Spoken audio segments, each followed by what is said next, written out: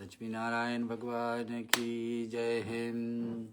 आइए भक्तजन, आज आपके बीच में 31वां दिवस है गरुड़ पुराण के कुछ पाठ को आपके बीच में धर्म कांड से अपनी माता जी राजकुमारी शर्मा की याद में इस पाठ को हम पूरे के पूरे करने जा रहे हैं।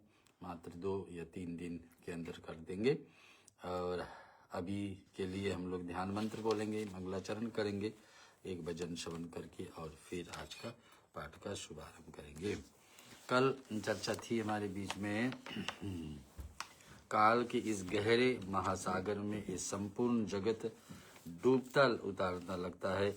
मृत्यु, रोग, बुढ़ापा के रूपी ग्रहों से जकड़े जाने पर भी किसी व्यक्ति को ज्ञान नहीं होता। हर एक व्यक्ति के जीवन में काल मंडराते रहता है। मैंने कि आकाश में ऐसा ही लगता है कि काल हमारे ऊपर है। समय ऐसा है कि कभी भी समय हमारे पूरा हो सकता है।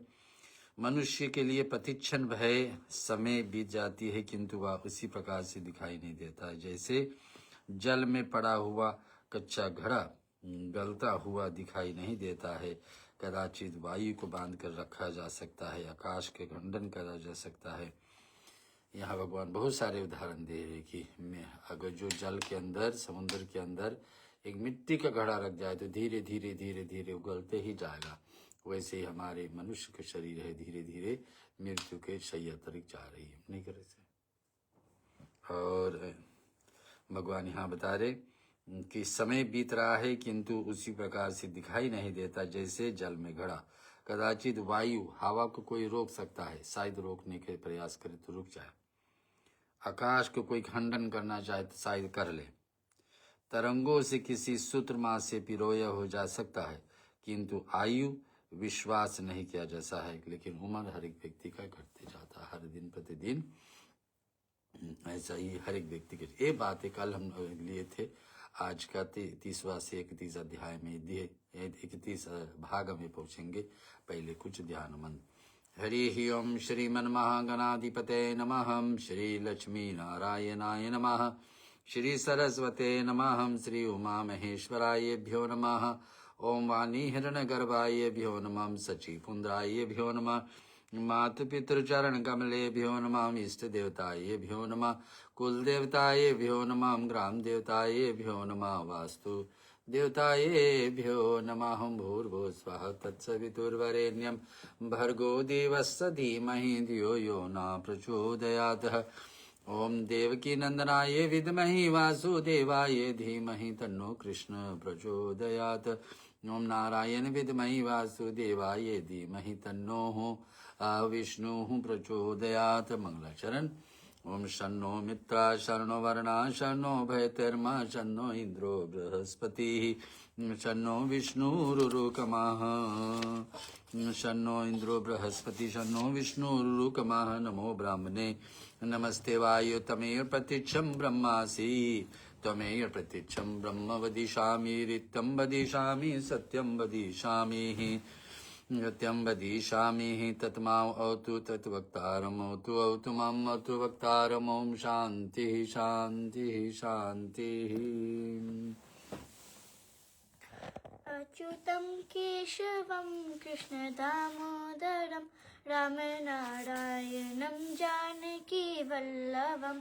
अच्युतं केशवं कृष्ण दामोदरं रामनारायणं जानकी वल्लभम्। कौन कहते हैं भगवान आते नहीं, कौन कहते हैं भगवान आते नहीं, तुम मीरा के जैसे बुलाते नहीं, तुम मीरा के जैसे बुलाते नहीं। अच्युतं केशवं कृष्ण दामोदरं रामनारायणं जानकी वल्लभम्। अच्युतं केशवं कृष्ण दामोदरं रामनारायणं जानकी वल्लभम्। कौन कहते हैं भगवान खाते नहीं, कौन कहते हैं भगवान खाते नहीं, बैर शबरी के जैसे खिलाते नहीं, बैर सबरी के जैसे खिलाते नहीं। अच्युतं केशवं कृष्ण दामोदरं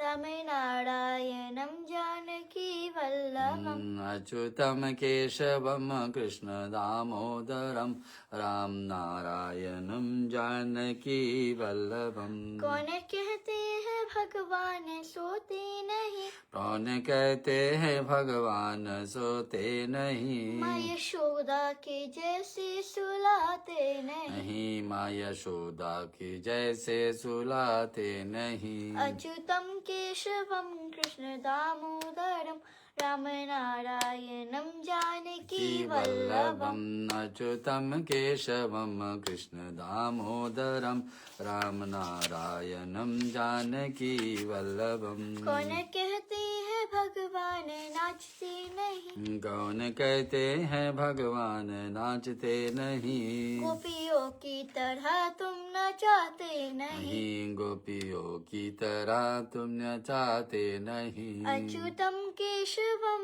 कृष्ण दामोदरम राम नारायणम जानकी वल्लभम। अच्युतं केशवं कृष्ण दामोदरं राम नारायणं जानकी वल्लभम्। नाम जपते चलो काम करते चलो, नाम जपते चलो काम करते चलो। हर समय कृष्ण का ध्यान धरते चलो, हर समय कृष्ण का ध्यान रखते चलो। अच्युतम केशवम कृष्ण दामोदरम राम नारायणम जानकी वल्लभम। अच्युतं केशवं कृष्ण दामोदरं राम नारायणं जानकी वल्लभम्। याद आएगी उनको कभी ना कभी, याद आएगी उनको कभी न कभी। कृष्ण दर्शन तो देंगे कभी ना कभी, कृष्ण दर्शन तो देंगे कभी न कभी। अच्युतम केशवम कृष्ण दामोदरम राम नारायणम जानकी वल्लभम। अच्युतं केशवं कृष्ण दामोदरं राम नारायणं जानकी वल्लभम्। लक्ष्मी नारायण भगवान की जय। भक्तजन आज बढ़ाते हैं इस विषय को भगवान विष्णु का और श्री हरि विष्णु और उनकी सवारी गरुड़ जी के बीच में संवाद। भगवान का विष्णु का हम स्तुति करने वाले थे, लेकिन थोड़ा सा पाठ सुन कर लेते पहले कि काल रात्रि साथ रहता है। जो अहित का हित, अनिश्चित का निश्चित और अनार्थ का अर्थ को विशेष रूप से जानने वाला है, वह व्यक्ति अपने मुख्य प्रयोजन नहीं जानता है। जो देखते हुए भी गिर जाते हैं, जो सुनते हुए भी सत ज्ञान को नहीं प्राप्त कर सकते हैं, जो सत ग्रंथों को पढ़ते हुए भी उसे नहीं समझ पाता है, वह देवमयास्त विमोहित है।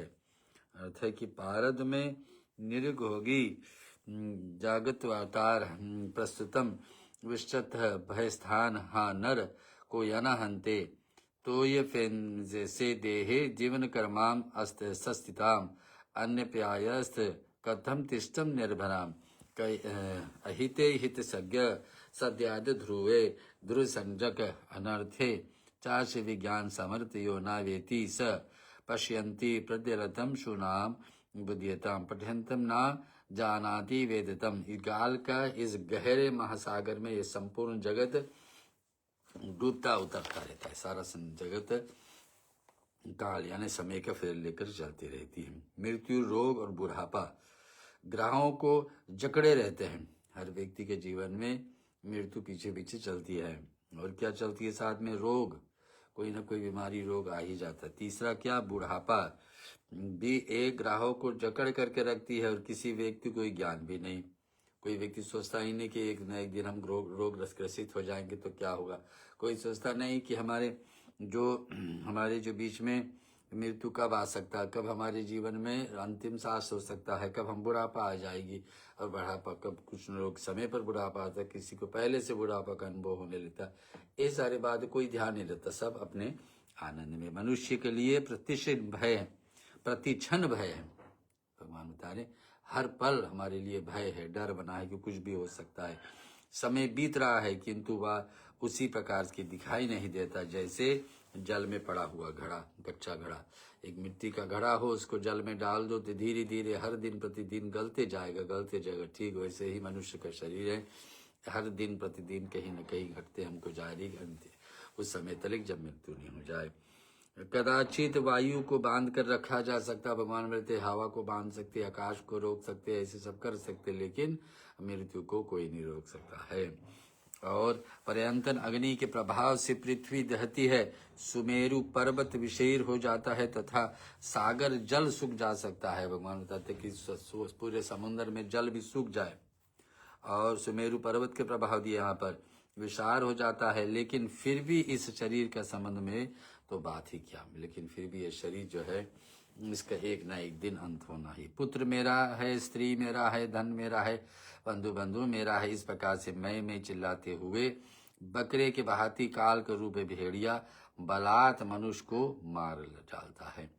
तनिज बन जान जगतम गंभीरे काल सागरे मृत्यु रोग जरा गृहान कजायते बुद्यते प्रति क्षण भयम कालम क्षीयमागो न लक्ष्यते आकाम कुंभ यहाम स्थो विष्णु न विभूते युज्यते वेष्टन आयुरगाकाश्रम च खंडनम प्राश ग्रतशनम तारंगर मास्तताम न ईर्ष युजते पृथ्वी दहाते नयेन मेर स्थापित विशीरते शुष्यते सागर जलम शर्यम च का कथा अपयत है त कलत्र में धनम में बांधवाचे में जलपान मिति ही मर्त्याजाम हंति काल वृको जबलात।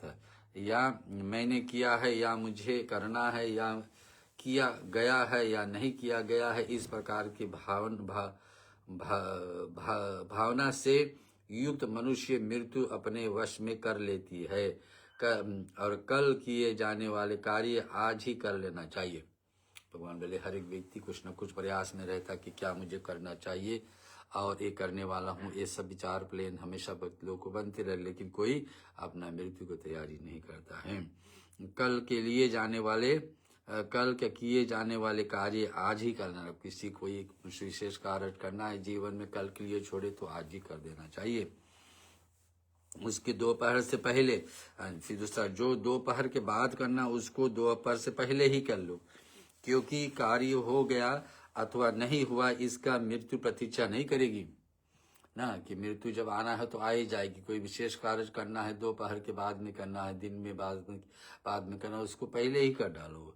भगवान बताते वृद्ध अवस्था के प्रति परीक्षा का अत्यंत भयंकर रोग, सौनिक और मृत्यु शत्रु, ऐसा विषम परिस्थिति फंसा हुआ मनुष्य अपने रक्षक भगवान विष्णु को क्यों नहीं देखता है। तो भगवान यह बता रहे कि हर एक व्यक्ति को जब मृत्यु प्रतीक्षा नहीं कभी किसी को कर दे। वृद्ध अवस्था कब है और अत्यंत भयंकर रोग किसको कब आ जाए। मृत्यु और शत्रु कभी भी जीवन में आ सकते हैं, मृत्यु और शत्रु व्यक्ति के जीवन में कभी भी आ सकते हैं। ये किसी को इंतजार नहीं करेगी, कभी भी आज उल्टा समय आ जाएगी हमारे। इसी कारण से शुभ विचार आए तो पहले से कर लेना चाहिए।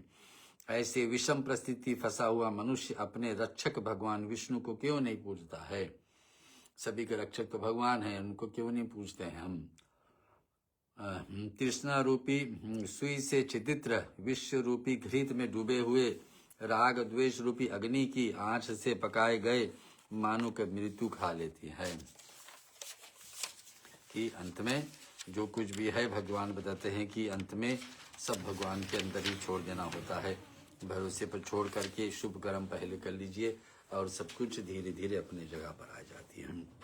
बालक, युवा, वृद्ध और गर्भ में स्थित सभी प्राणियों को मृत्यु अपने समाहित कर लेती है। ऐसा ही जगत है। यह जीव अपने शरीर को भी छोड़ करके यमलोक चला जाता है, तो भला स्त्री, माता और पुत्र आदि का संबंध कहाँ से। तो भगवान बताते हैं कि जीव भी है, आत्मा भी अपने शरीर को छोड़ करके, यहाँ आत्मा को इतनी माया होता अपने शरीर से, तो आत्मा भी यहाँ पड़े होती शरीर के साथ, लेकिन आत्मा का भी नियम है, वो भी शरीर के साथ शरीर को छोड़ करके देवलोक चले जाते हैं। और तो भला स्त्री, माता, पिता और पुत्र आदि का संबंध क्या, वह किस कारण से प्रेरित होकर के बनाया गया है। संसार दुख का मूल है।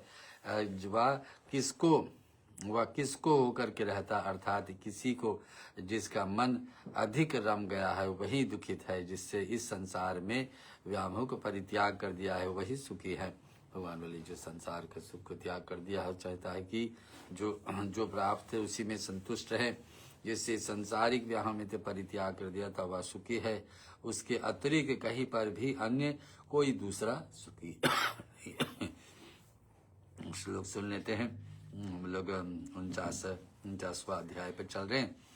इदं कृतमिदं कार्यम् इदं कृतान् कृतम् एवमिष्टमासकं कृतान् कुरुते वशम् शाकार्यः मघ्घ कुवीत पूर्वो चापरहितं ये नाहित मृत्यु प्रतिचरे कृते व्यादिते सभा कृताहम् जगदादिजास सम्पन्नं प्रचण्डवादिविचैनिकम् अधिष्ठानो मृत्युशत्रुं तातारं की न पश्यन्ति तेषां सुचिनिवृत्तं सिक्तः विशिवा सर्पितां रागद्वेषरतगले पक्यं मृत्युशयन्ते मानवः बलाश्चयोश्चनस्तात् वृदान् गर्भगतितां सर्वनानिशतेः मृत्युरेव भूतमिथ जगतः स्वदेमपि जीवत्से मुक्तामवति यमालयम् स्त्रीमातृपितृः पुत्रादिसमितं केन हेतुनः दुःखमूलं हि संसारं यस्याकी स दुःखितः तस्य त्यागकृतो येन सुखिना परवाचिकः।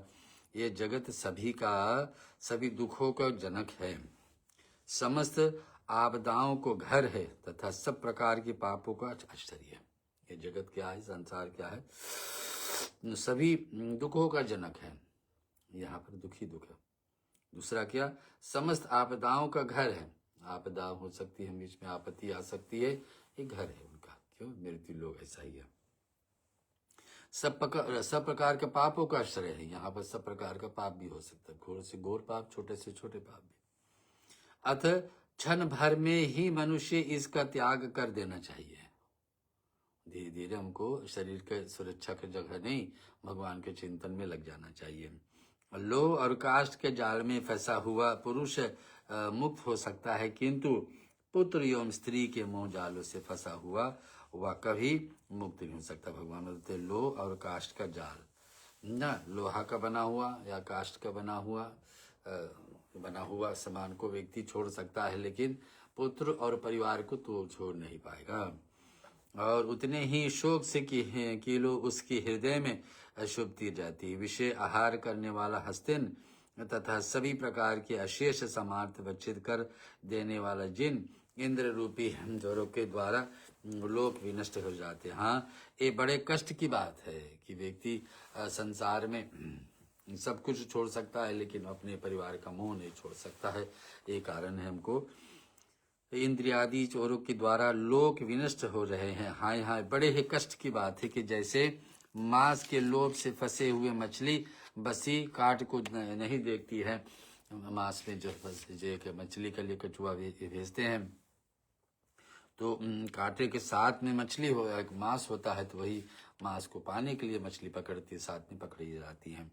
वैसे ही सुख को लालच में फंसा हुआ शरीर यम की बाधाएं को नहीं देख पाता है कि ये सुख, हम सांसारिक सुख तो पा लेंगे, लेकिन ये सांसारिक सुख हमारे पास जब तक ये शरीर है तब तक रहेगी। उसके बाद में शरीर जब बेकाम की हो जाएगी तो फिर कहा प्रभो सर्व दुखानाम माल्यम सकलाम बादाम आश्चर्य सर्व पापानाम संसार वर्जेते शेनाथ लोकान दारु में पाशे पुमान बंधो विमुचते है पुत्रादिभ्यो पाश्यम्भ्यो मुचते च कदाचन यावात कुरुते जस जंतु संबाधुम मन से प्रियाता तारविनशाम निख्यते हृदय शोक शंकराः वशित्यस्त्रम द्योनम लोके विनाशिताः हा अंतविश्यास सारितम नस्त्रिगरेः मासोम लुब्धोम यथा मत्स्यते लो शंकम न पश्यन्तु सुखायास्ताम देवी यम बाधा न पश्यति ही।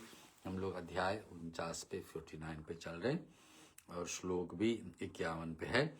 खगेक सुनो, भगवान विष्णु अपने शिष्य गरुड़ जी को बता रहे कि सुनिए कि अपने हित अहित ना जानते हुए भी जो नित्य कृपा जो कुप तथागामी हैं, जिनका लक्ष्य मात्र पेट भरना है, ऐसे मनुष्य नरक के प्राणी होंगे। व्यक्ति कितने जीव है संसार में, भगवान बताते हैं अपना पेट भरने के लिए ही जीवित रहते हैं। निद्रा, भय, मैथुन तथा आहार की अभिलाषा सभी प्राणियों को समान रूप से रहती है। मिथ्या क्या, निद्रा नींद, भय डर, मैथुन जो पत्नी का समन, आहार, भोजन, अभिलाषा, सब प्राणी यही में डूबे रहते हैं। और फिर आहार, अभिलाषा प्राणी समान रूपी है। उसमें से ज्ञानी को मनुष्य और अज्ञानी को पशु माना जाता है। जो ज्ञानी है समझ जाता है ये सब छूटने वाला एक दिन, तो समझना व्यक्ति ज्ञानी है। और जो नहीं समझ पाया कि इसी में फंसे रहेंगे, जो चार चीजें मैं बताए कि भोग, भोजन, निद्रा, आलस, मैथुन, आहार, इसी सब में फंसे रहेंगे, वो समझना अज्ञानी है। भगवान की वाणी है जन है। उनमें से ज्ञानी को मनुष्य, अज्ञानी पशु माना जाता है। मूर्ख व्यक्ति प्रातः काल मल मूत्र, दोपहर से भूख प्यास तथा रात में मैथुन और निद्रा में पीड़ित रहता है। यही सुबह उठा तो भूख प्यास से सचाने लगी, और दोपहर में समय करना, सुबह उठे तो प्रातः काल उठते हैं मल मूत्र में लग जाएंगे, और दोपहर में भूख प्यास से सताएगी, रात्रि के समय मैथुन में। तो फिर इनको भक्ति, जीवन, शुभ कर्म करने के कहाँ अवसर। बड़े दुख की बात है कि अज्ञान से मोहित होकर सभी प्राणी अपने शरीर, धन एवं स्त्री आदि से अनुरक्त होकर के जन्म लेते हैं और मरे जाते हैं। अतः व्यक्ति उनकी और बड़ी हुई अपनी आसक्तियों को परित्याग करना चाहता है। यदि आसक्तियां छोड़ी ना जा रही है तो महापुरुषों के साथ उस आसक्तियों को जोड़ देना चाहिए, क्योंकि आसक्ति रूपी व्याधि औषधि सज्जन रूपी है। संसार, सीधे सीधे बात तो इतना है, संसार की जितनी वस्तु है ये बंधन में हमको डालेगी और मोक्ष का रास्ता रोकेगी कि हमको मोक्ष ना मिल पाए। कि जितने हम संसारिक वस्तु में जो डूबे रहेंगे उतना मोक्ष की अपना साधन नहीं खोज पाएंगे। हिताहित न जान्यन्नम नित्यम ऊर्ध्वाम गतमानम कुक्षियाम पूर्वनिष्ठाम ये तम नरा नारकम खगः निद्राम भी सुनाहाराम सर्वेशाम परिणाम समः ज्ञानवान मानतम प्रोक्ताम ज्ञानहीन पशु श्रीमिताः प्रभाते मलमूत्रायाम भो कृतज्ञ मध्यांगैरवो रात्रे सदा निद्राहम सेदिष्टं तो सर्वजनाः जयन्ते न वृवते न हन्तः ज्ञानमोहिता तस्मात् संग सदा त्याजे सतचेत संयुक्तं न शक्ये महादिश्य या कर्तव्य संत संग न भेषजाहम। सत्संग और विवेक ये दो प्राणी का मल रहित स्वस्थ दो नेत्र है। सत्संग और विवेक, अच्छे लोगों का संगत जो आपके सही मार्ग, भक्ति का मार्ग ले जाए। विवेक, अच्छे बुद्धि। जिसके पास ये दोनों नहीं है वो मनुष्य अंधा है। और अच्छे लोग का संगत नहीं कर पा रहा वो अंधा है। विवेक बुद्धि ठीक नहीं है वो अंधा है, मनुष्य अंधा है। जो कुमार्ग पर कैसे नहीं जाएगा, अर्थात वह अवश्य ही कुमार्गामी होगा। सत्संग विवेक्यस्य निर्मलम नयनदहम यस्य नास्ति ही नराहम सोज्यम कथम या सामद मार्गनाहम। लक्ष्मी नारायण भगवान की जय।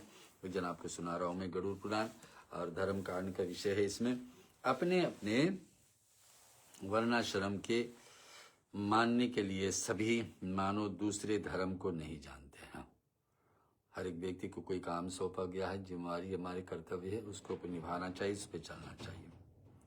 वशीभूत हो जाता है लगे हुए प्रयास से कुछ लोगों को क्या बनेगा, क्योंकि अज्ञान से स्वयं अपनी आत्म तत्व को ढके हुए लोग प्रचारक बन करके देश विदेशांतर में विचरण करने लगते हैं।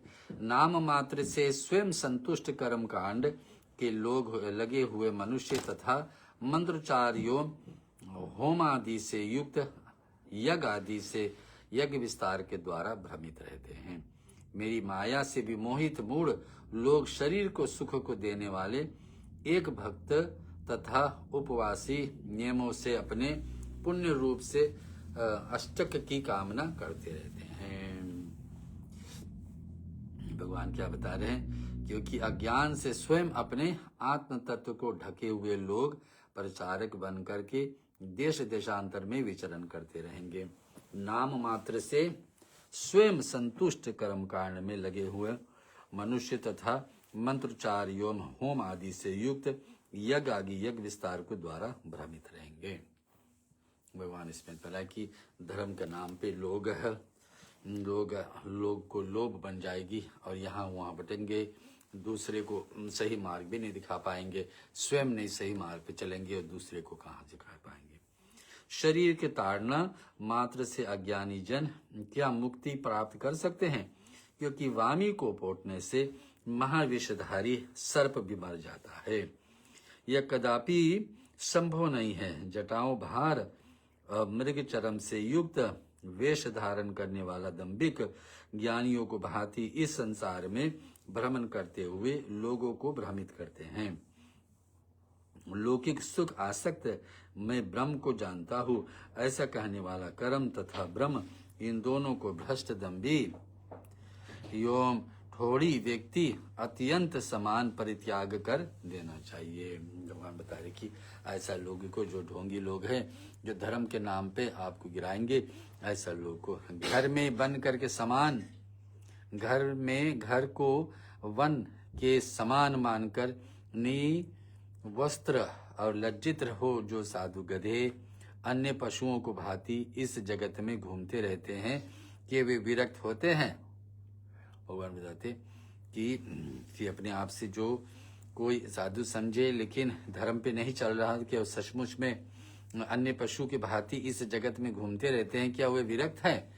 में विरक्त यानी संसार में भ्रमित रहते हैं। तो नित्य रहने वाला कुत्ता मुक्त नहीं हो जाएगा।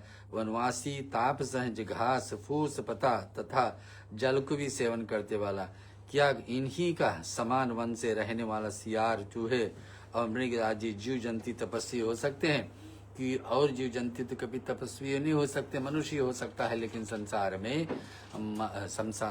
में धर्म पे चलने वाला व्यक्ति ही, भगवान बता रहे, धर्म पे चलने वाला व्यक्ति को ही गिनती है इसमें। और आदि जन से लेकर मृत्यु पर्यंत गंगा आदि पवित्रतम नदियों को रहने वाला मेढक या मछली आदि प्रमुख जल के प्राणी योगी हो सकते हैं क्या? कि व्यक्ति सोचा जाता है कि गंगा में शरीर छोड़े, गंगा में अस्थियां डाला जाए, गंगा जल पान करके, गंगा में स्नान करके व्यक्ति पवित्र होगा, बुरे कर्मों से निकलेगा।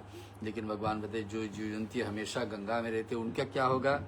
क्या वो सन्यासी हो सकते हैं?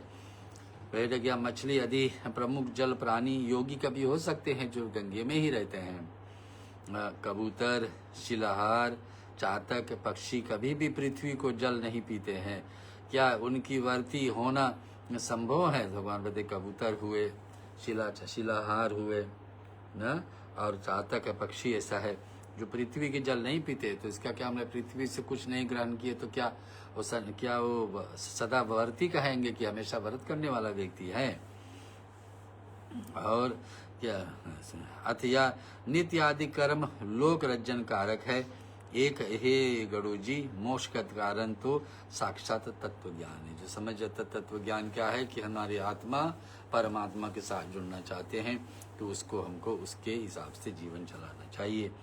हे गरुड़ जी, षट दर्शन रूपी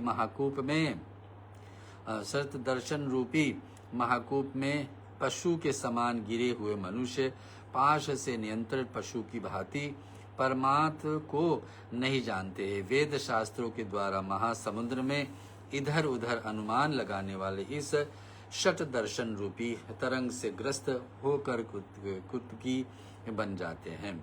जो वेद आगम और पुराण का ज्ञाता परमात्मा नहीं जानता है, उस कपटी का यह सब संबंध कौवे के काव की हो जाते हैं। व्यक्ति जो धर्म को नहीं जानता है, भटकते रहता बुरे कर्मों में, वो कौवे के समान है, बस काव करके जीवन निकाल जाता है।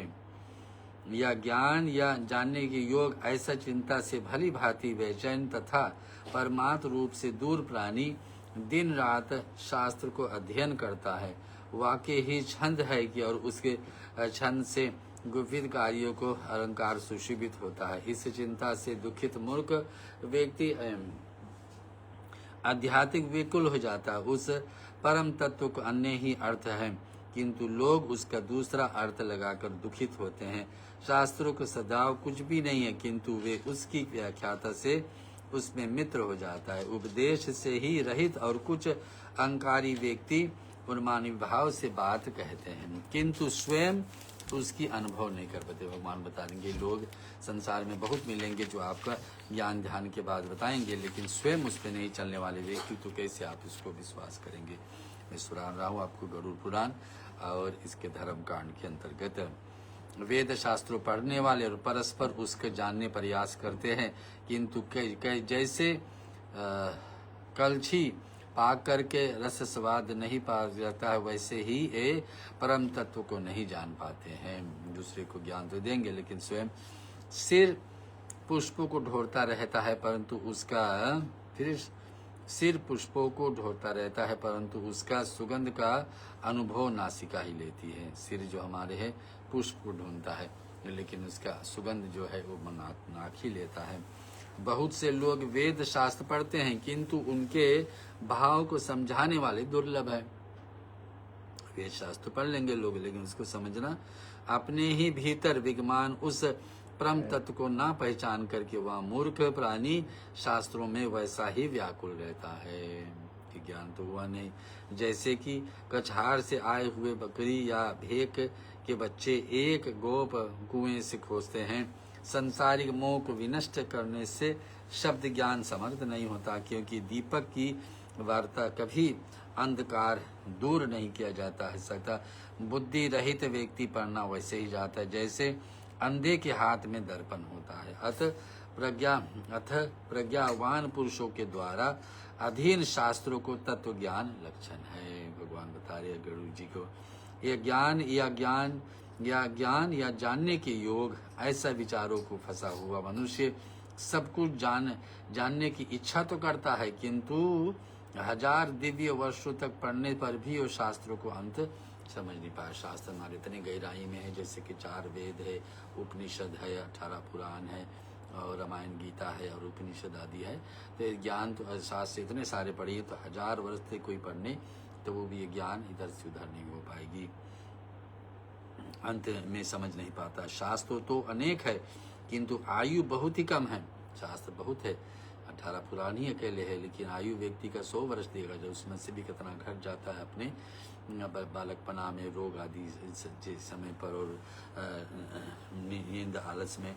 शास्त्र किन है तो इसलिए जल में मिले हुए शीर को जैसे हंस ग्रहण कर लेता, वैसे ही उनकी सार तत्व को ग्रहण करना चाहिए। इसमें कहा जैसे जल में दूध और जल मिलाया जाए तो हंस ही है जो दूध को अलग कर सकता, पानी को अलग, वैसे ही संसार में हम लोगों को ज्ञान ढूंढ कर निकालना चाहिए जो हम लोग के कल्याण के लिए आत्मा। अनेकादि या शस्त्राणि स्वलापृच कोटिका तस्मात् सारम विजानियात शीर हंस स्वादम। हिताशय वेद शास्त्रों का अभ्यास करके जो बुद्धिमान व्यक्ति उस परम तत्व को ज्ञान प्राप्त कर लेता है, उसकी उन सभी का परित्याग उसी प्रकार से करना चाहिए।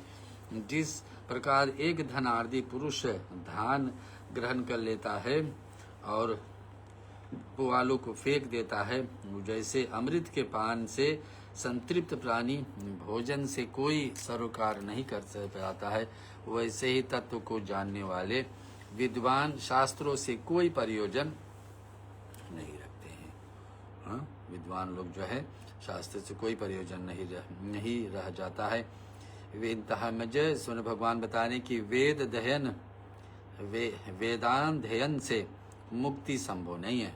वेद पढ़ लेना मुक्ति संभव नहीं है, और ना तो शास्त्रों को पढ़ने से प्राप्त हो सकता है, वह केवल ज्ञान के स्वर ही सुलभ है। ज्ञान तो प्राप्त कर लेंगे, लेकिन जब तक ज्ञान पे चलेंगे नहीं तब तक वो पढ़ने से लाभ नहीं, किसी अन्य साधन नहीं।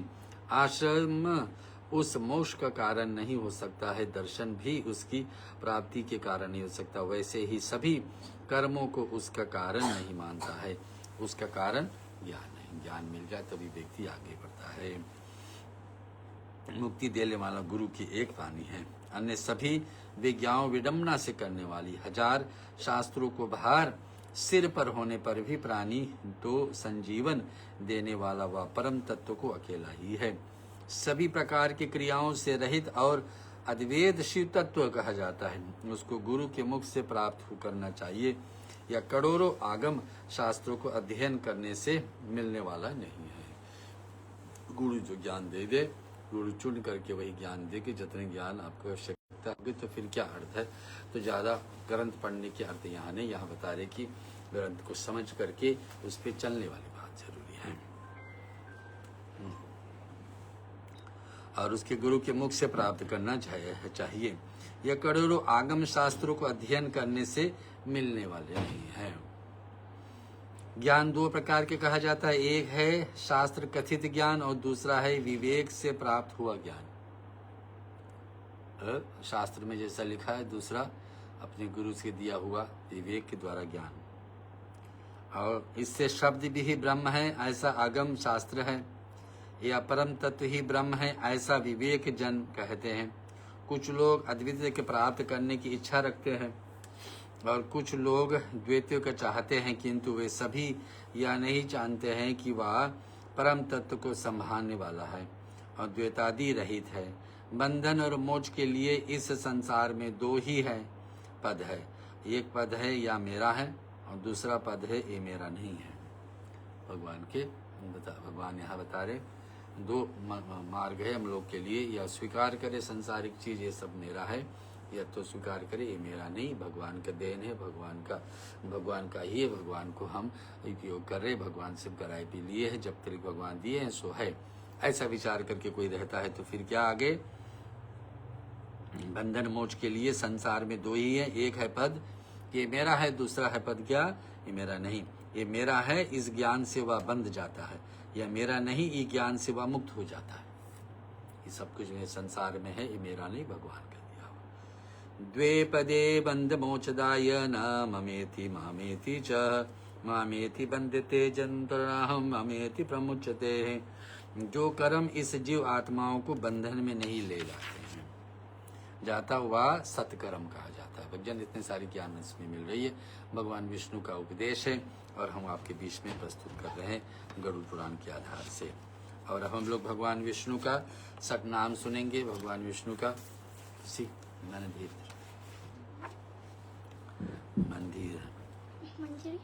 मंदिर और अब हम लोग भगवान विष्णु का नाम सुनेंगे। भगवान विष्णु इतने सारे ज्ञान हम लोग के दिए, उनका सत नाम सुन लेते हैं।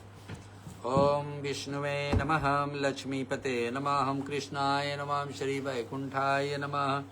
ओम गरुड़ध्वजाय नमः, परब्रह्मणे नमः। ओम जगन्नाथाय नमः, वसुदेवाय नमः। श्री त्रिविक्रमाय नमः, दैतंतकाय नमः। मधुरिपुवे नमः, तर्चन वाहनाय नमः। सनातनाय नमः, नारायणाय नमः। ओम पद्मनाभाय नमः, महर्षिकेशाय नमः। ओम सुधा प्रदाय नमः, पुंडरीकाक्षाय नमः।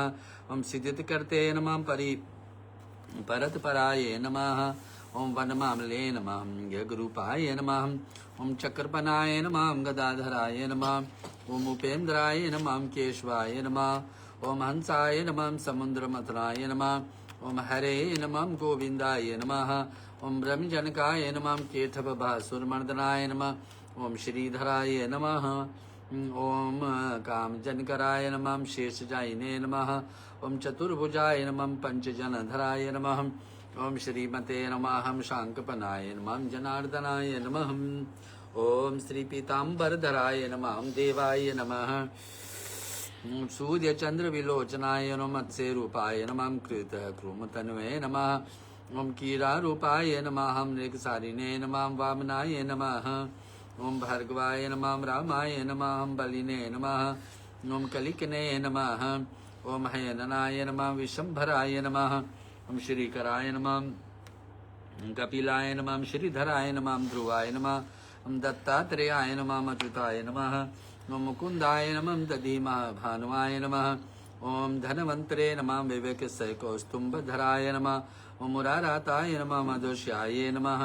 ओम संघर्षणाय नमः, पृथ्वे नमः। श्रीरब्धशयिने नमः, श्रीरब्धशायिने नमः।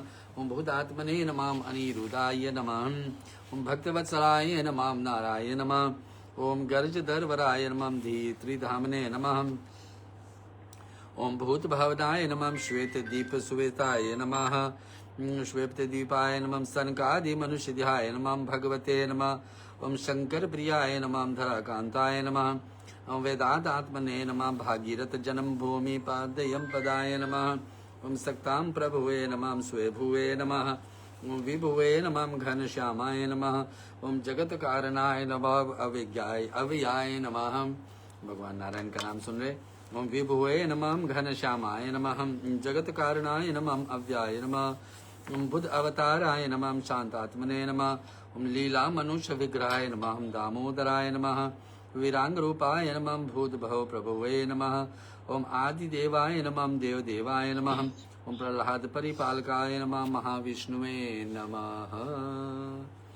मन धीर धरो घबराओ नहीं, श्री राम मिलेंगे कहीं ना कहीं। मन धीर धरो घबराओ नहीं, श्री राम मिलेंगे कभी न कभी। सूरज में मिले, चंदा में मिले, तारों में मिलेंगे कभी न कभी। सूरज में मिले, तारों में मिले, चंदा में मिलेंगे कभी ना कहीं।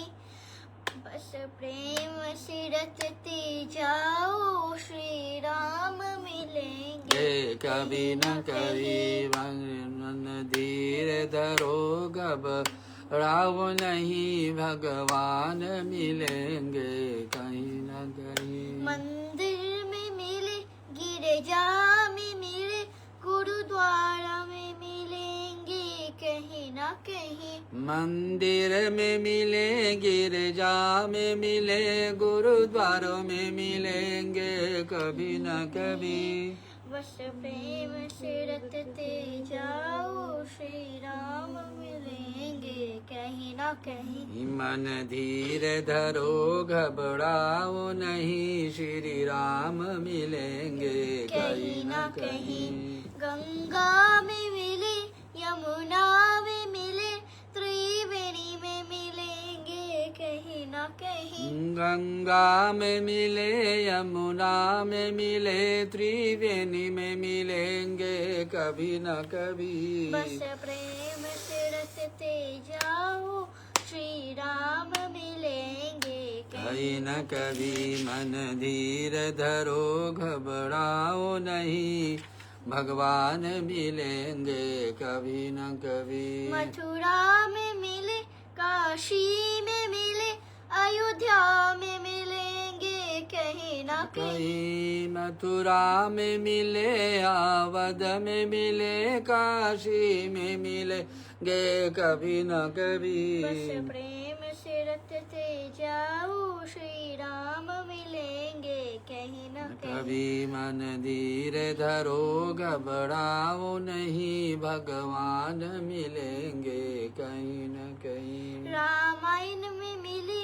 गीता में मिले, भागवत में मिलेंगे कहीं ना कहीं। रामायण में मिले, गीता में मिले, भागवत में मिलेंगे कभी न कभी। बस प्रेम से रटते जाओ, श्री राम मिलेंगे कहीं ना कभी। जब बस प्रेम से रटते जाओ, श्री राम मिलेंगे कभी न कभी।